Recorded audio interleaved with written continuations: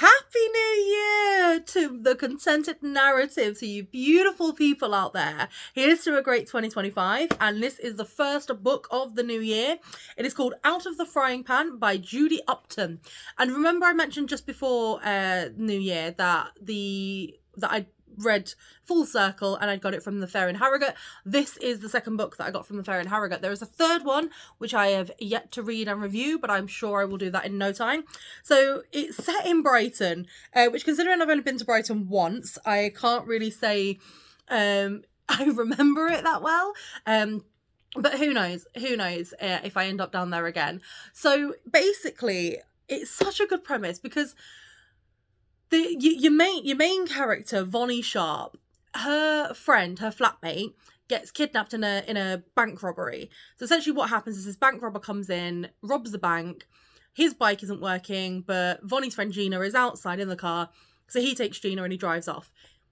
He's then like, right, okay, I've done, and he leaves Gina on the side of the road, but she goes missing. And so Vonnie, who is a sculptor / cleaner, and she keeps changing which one she is and which one's her hobby, basically goes on this like weird quest to find out what happened.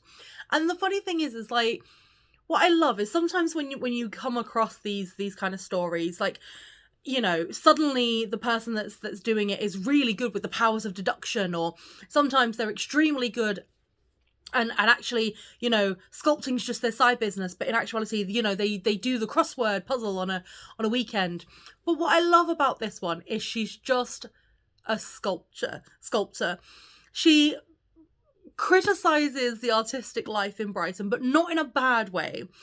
She, like, the writer basically makes Vonnie's character sort of like appear into that mindset of artists, of like, you know, the art is their passion. This is what they're doing full time. However, they need to have part-time jobs, like they always do in like American TV shows or films, when you've got an actor who's an actor, but in actuality they're a waiter or waitress. So it's sort of doing that. But what I love about this is she just stumbles through. She genuinely just stumbles through. And whenever she finds something out, it's not even because she's incredibly good at something. It's not because she's absolutely amazing. It is because she's literally just like, oh, well, let me check this. And like, someone had an idea of like checking the petrol stations to find out who this guy was that kidnapped Gina. And then like, she then ropes in her artist friends, who then take shifts of watching this petrol station where someone said they recognised him. And that's how they end up finding him. But it's just so random and so bizarre that it genuinely leaves you going, huh? Like, do you know what I mean? A couple of times I was chuckling to myself. And what I love as well is Vonnie's character, because sometimes you get the flawed characters who are arseholes and you don't like them and you struggle to like them. And sometimes you get characters where you're like, oh, okay, I can see your motivation. But Vonnie Vonnie is written several times during this book.